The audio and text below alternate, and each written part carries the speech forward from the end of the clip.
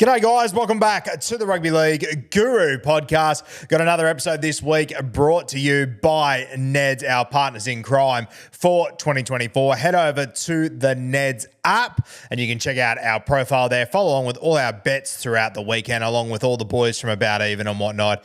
Go and check out the Neds app to follow along there. Prices obviously subject to change. We've got a few that we like this weekend, and there's a few that we like in the Queensland derby this weekend between the North Queensland Cowboys and the Dolphins, which is a lovely little segue this week to Queensland Schmokies for the Origin Series in 2024. A couple of weeks ago, we went through our New South Wales Blues Schmokies for the series. And I'll be honest with you, I think there are a few more Blues Schmokies that are likely to get in, probably more than Queensland, but there are a few guys that I want to touch on here. And I've sort of broken this into two categories. I think there's a couple of Schmokies at the top that we'll talk about that you probably wouldn't call them Schmokies.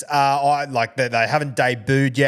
They're a chance to play, but they're probably a little bit more expected. Then I've got my real Schmokies, guys that haven't debuted, that are probably an injury or two away or people aren't expecting me to talk about. There's a couple of those that we need to get stuck into. The first one, obviously, Jermaine Hopgood from the Parramatta Eels. We've been talking about Jermaine for quite some time. I think there is a very, very good chance that he makes his Origin debut in Game 1. He was obviously in the squad last year. I believe it was for Game 3, and he's been in good form this year. He's been playing tremendous footy for the last 18 months. It would not surprise me at all. In fact, I'm kind of expecting Jermaine Hopgood to make his debut in Origin Game 1, especially when you consider the injuries that the Queensland Maroons have. A heap of guys missing there, your Tommy Gilberts, your Fleglers, your Tinos, these sort of guys. I do expect to see Jermaine Hopgood make his Origin debut in Game 1. So I don't know whether you'd call him a smoky, maybe simply because he hasn't debuted yet, but I think it's pretty expected. The other two guys that I think are really good chances if we have injuries, you've obviously got Ezra Mam and Sam Walker, both been playing really good footy of late. I think Tommy Dearden's probably next man up if there is an injury, but it wouldn't shock me if at some point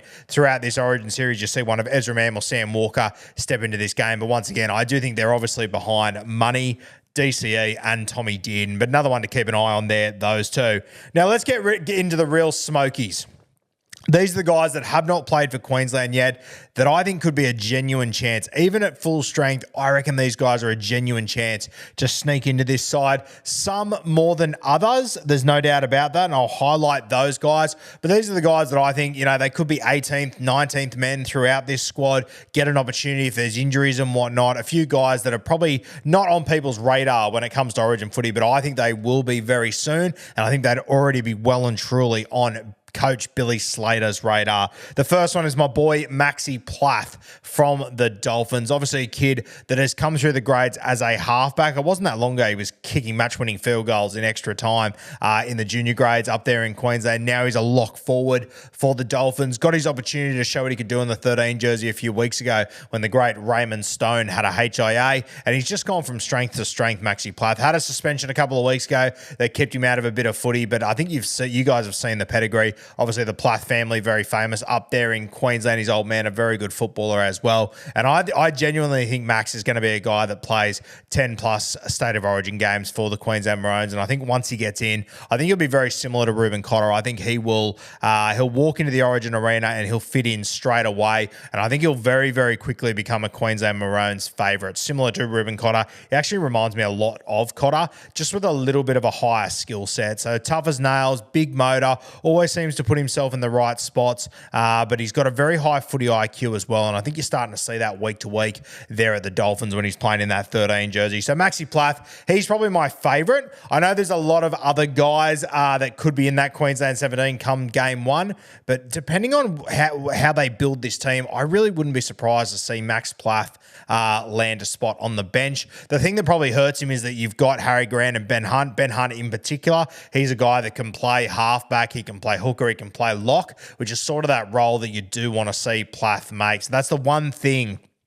that might make it hard for him, but I am very, very confident that Max Plath plays State of Origin over the next few years, and you might even find that if they want to have a two-prong hooker attack after Ben Hunt stops playing State of Origin, Max Plath might even be the answer to that. And it might be that he plays the first 20 minutes at 9, and then you see Harry Grant come on and play the 60, and then Max Plath can come on as a 13 later in the game when Paddy Carrigan needs a rest. I just think he's going to be a very, very good player, Max Plath. I think he's going to suit State of Origin very well, and in particular. I think he's going to suit the Queensland Maroons very, very well, and I think Slater is going to absolutely love him.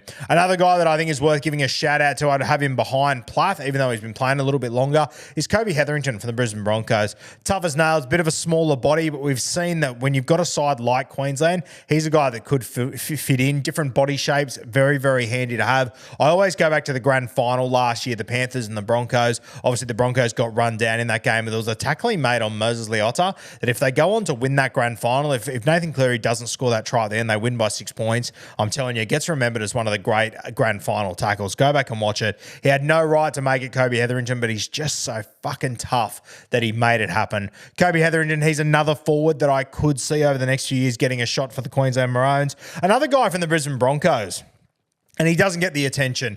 He's surrounded by guys like Payne Haas. He's surrounded by guys like Paddy Carrigan, these sort of guys. But I'll tell you what, Corey Jensen has been going great so far this year. And even last year when he got his opportunities, I thought he was fantastic as well. Probably a guy that's a bit of a long shot, and he's probably only really in the conversation because there are so many injuries to middle forwards. But I think at the moment he's playing better football than Mo Fotuaika, for example, who's another guy that I've seen thrown in teams. Corey Horsburgh's not even on the field at the moment playing. So Corey Jensen, I think he's probably a little bit closer than what people think, but I do still think he is a little bit of a distance away. But he's another one to watch that if they had the heap of injuries, I think he's a tough, handy front row forward that I wouldn't surprise to see Billy Slater pluck him out of nowhere and chuck him in the Origin arena. Another one is Josh Kerr. When Wayne Bennett coached the Queensland Maroons in 2020, he was in the squad. He didn't actually play, but at the end of the series, Wayne Bennett gave him their Queensland Spirit Award because he was just so good around camp. I think his form for the Dolphins over the last few weeks has been fantastic, and I think over the next few weeks with a couple of injuries they've picked up recently, Flegler, Bromwich, these sort of guys, I think Kerr's going to become more and more relevant. I think he's going to be one to watch as well. He's obviously been in the camp before, hasn't played Origin, but Josh Kerr, one to keep an eye on. Another one that at the start of the season, I probably didn't think he had the ability to be able to get into this sort of conversation, but I think he's been really good for the Melbourne Storm. Trent Leroux, and I apologise, I can never say his last name wrong, but I reckon Trent's one that's a genuine chance. I know that obviously Billy Slater, he's got a strong connection to the Melbourne Storm system, very good relationship with Craig Bellamy and whatnot, and I'm sure that he'd be keeping a very close eye on this guy. I think defensively around the ruck, he has been fantastic. The problem is he's got guys like Pat Carrigan, Ruben Cotter in front of him, a guy like Max Plath probably offers a little bit more, but he has been playing good footy for the last 2 years, Trent Leroux, so one to keep an eye on there. But for me, my favourite Smokey is Max Plath. If you go back and watch the KO show that we did a few months ago up there before the Dolphins game, Ray Stone was actually out with a HIA, and it was what gave Max Plath his opportunity to play 13. I said to Ray Stone that day, mate, talk to me about Max because he looks like a real player of the future to me. I've said it a few times, Ray Stone, he doesn't say too much, but you could tell when he was talking about Max Plath how excited he was about him. And I felt like when Ray Stone was talking about him,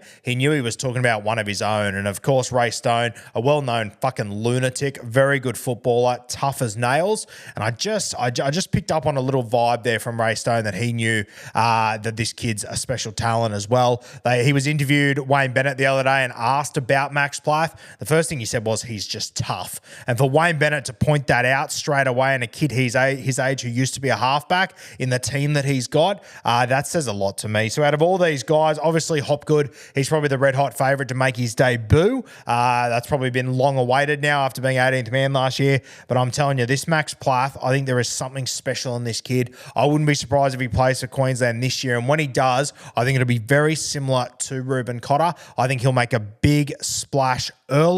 I think he'll be one of those guys that at the end of the game we're all sitting here going, oh, he's a fucking typical Queenslander, gets picked out of nowhere, puts on a Maroons jersey and grows an extra leg and goes a million. I'm really, really confident on Max Plath as an Origin player of the future, and I wouldn't be surprised if he gets a gig pretty soon. Today's episode, guys, Queensland Smokies for season 2024 is brought to you by Neds. As we said off the top, they are our official partners for the season. Make sure you go over to the Neds app, follow along with the Rugby League Guru profile. You can keep up to date with all my bets throughout the week. Tom and Eddie's bets, Sebo, everyone from About Even there as well. You can copy them, you can change them, you can do whatever you want to all those bets on the Neds app. Come and join the Rugby League Guru group and the About Even group. An absolute stack happening in there.